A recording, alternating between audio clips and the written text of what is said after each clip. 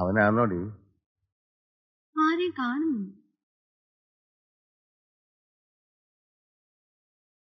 നിങ്ങൾ ഉറങ്ങിയോ? പോണെന്നാ.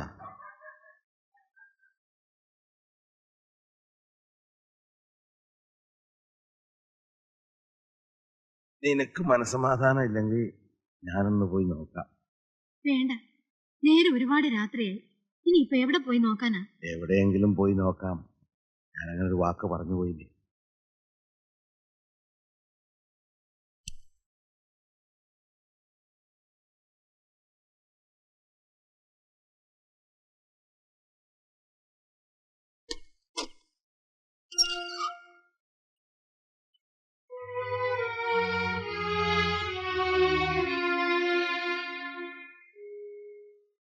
ഞാൻ സംസാരിച്ചു വിട്ടതുകൊണ്ടാണ് അമ്മയും മകനും വിളിക്കും.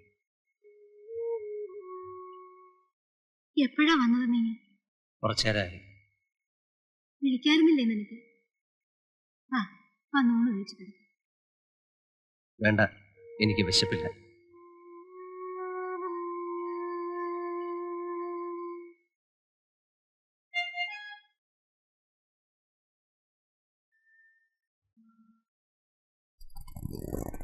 ആ പരമേശ്വരൻ വന്നിട്ടുണ്ട്. വീട്ടിൽ നിന്നൊന്ന് മാറി നിൽക്കാൻ നല്ലത്. എന്താണ് പരിപാടി എന്ന് അറിയുന്നവരെ അവന്റെ കണ്ണിൽ പെടണ്ട. എവിടെയാ ഇരിക്കുന്നതെന്ന് അറിഞ്ഞാൽ അത്യാവശ്യം എന്താണെന്ന് വെച്ചാൽ ഞാൻ എത്തിച്ചോളാം. വേണ്ട, കുഴപ്പമില്ല. ആരും സംശയിക്കാതെ ഞാൻ എത്തിച്ചോളാം. കുഴപ്പമുണ്ട്. സേതുവിന് വേണ്ടി നിങ്ങളാരും നശിക്കണ്ട. അറിയിച്ചതിന് നന്ദി. വയ്ക്കോ. അല്ല സേതു,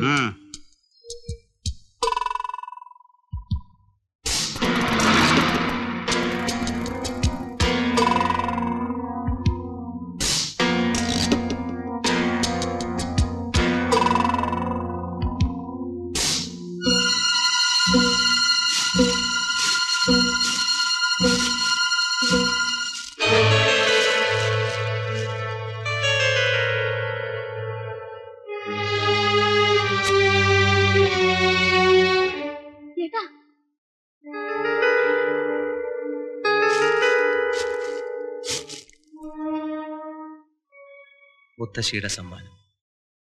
ഇപ്പൊ ഇത് ആവശ്യമായി വന്നിരിക്കുന്നു. വേണ്ട ഏട്ടാ, അത് കളഞ്ഞേക്ക്. അതൊക്കെ മനഃപൂർവ്വം ചേട്ടൻ ആരെയും വേദനിപ്പിക്കില്ല. ജീവൻ രക്ഷിക്കാൻ ഇതിന് വേണം. ഇതൊക്കെ പറഞ്ഞ് അച്ഛനെ അമ്മയെ നീ ഭയപ്പെടുത്തരുത്. ആര് വന്ന് ചോദിച്ചാലും ഏറ്റുണ്ടില്ല. ഇപ്പൊ വീട്ടിൽ വരാറില്ല.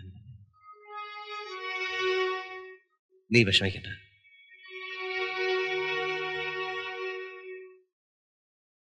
അമ്മേ, അമ്മുകുട്ടി, നമ്മളെ രക്ഷപ്പെട്ടടി. എന്താ? SI സെലക്ഷന്റെ ലിസ്റ്റ് വന്നു. സേതുവിന് 2nd റാങ്ക്. എന്റെ ദൈവമേ, എന്റെ കുഞ്ഞിന് ഈ നരകത്തിൽ നിന്ന് രക്ഷപ്പെടാമല്ലോ. നിനക്കുള്ളത് ഇന്റർവ്യൂ കാടാ, യൂണിവേഴ്സിറ്റി കോളേജിൽ നിന്ന്. ചെക്കന്റെ ഒരു സന്തോഷം കണ്ടില്ലേ? അവനെവിടെയാ പോയെ? ഇതൊന്ന് പറയാൻ.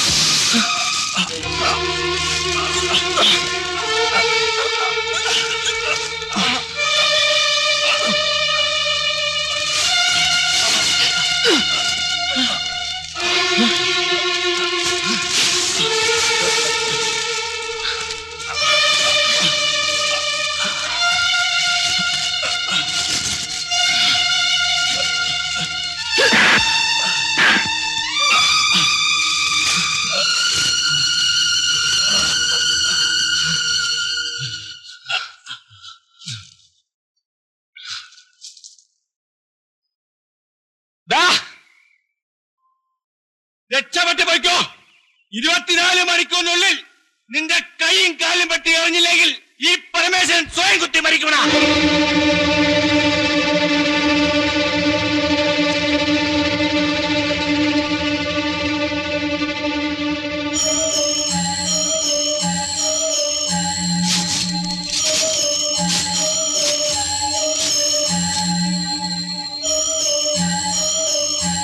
എനിക്ക് ജീവിക്കണം.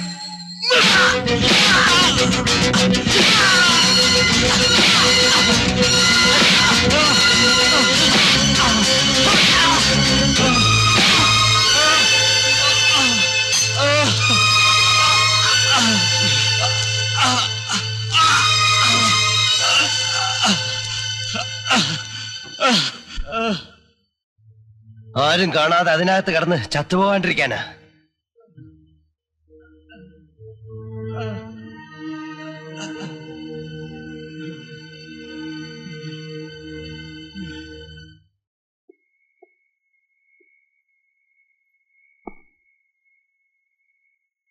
അച്ഛനാരെ, നിങ്ങൾ വിഷമിക്കണ്ട. SI ചെന്ന് വിളിച്ചപ്പോ മറുത്തൊരു അക്ഷരം പറയാതെ അവൻ കൂടെ പോന്നു. ഇവിടെ വന്നതിന് ശേഷം ഞങ്ങൾ അവനെ തൊട്ടിട്ടില്ല. നമ്മളൊരു പറ്റി ജോലി ചെയ്യുന്നതല്ലേ. ആ പരമേശ്വരന്റെ 2 കൈന്റെ എല്ലാം എടുത്ത് കളയേണ്ടി വന്നു. കണക്കിന് നന്നായി. കൈ കൊണ്ട് ഇനി അവനൊന്നും ചെയ്യില്ലല്ലോ.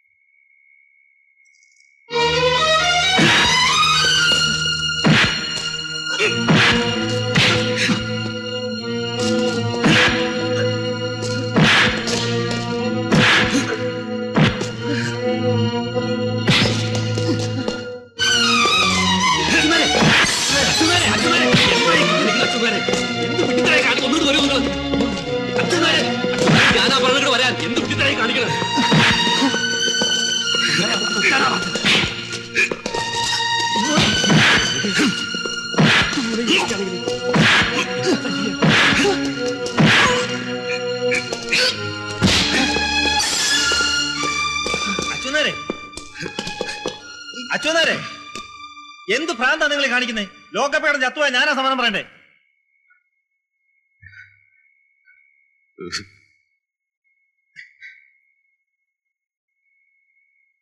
ഇവനെ ഒന്നുകളഞ്ഞേരി സാറേ, എനിക്കിനി അവന് വേണ്ട.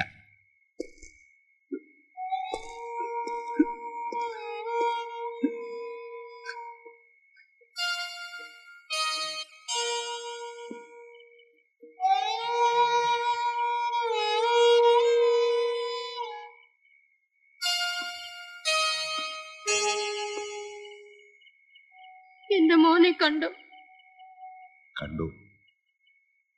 നാളെ കോടതിയിൽ ഹാജരാക്കും. ജാമ്യത്തിൽ ഇറക്കണം. അവനെ ശിക്ഷിക്കുമോ? അച്ചു എപ്പോ വന്നു? സന്ധ്യയായി. അച്ചു വന്നിട്ട് പോകാമെന്ന് കരുതി. ഒരു കാര്യം സംസാരിക്കാനുണ്ട്. വരൂ.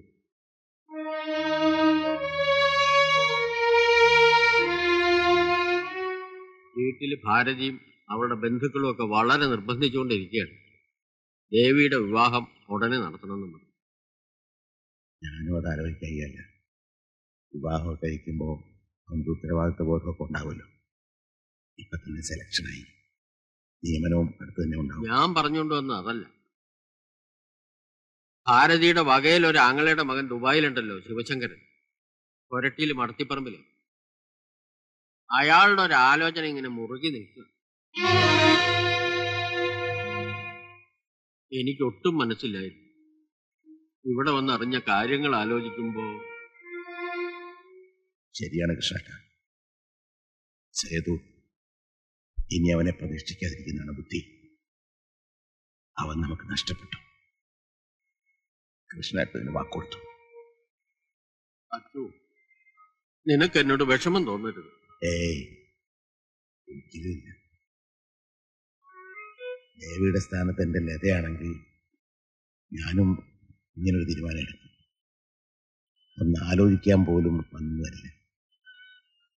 ദേവി മോള് സുഖമായിരിക്കട്ടെ. അവൾ ഒട്ടും സമ്മതിക്കുന്നില്ല. സേതു അവളെ വേണ്ടെന്ന് പറഞ്ഞാലും അവൾ ഉപേക്ഷിക്കില്ലെന്ന് പറഞ്ഞു.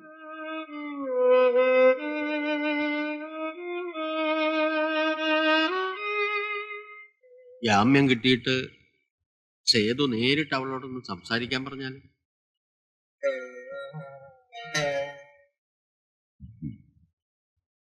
കുട്ടിയായിരിക്കുമ്പോൾ കുസൃതി കാണിച്ചാണ് കൃഷ്ണേട്ടൻ തല്ലാൻ വടിയെടുപ്പിക്കും. അവനെ കൊണ്ട് തന്നെയായിരുന്നു.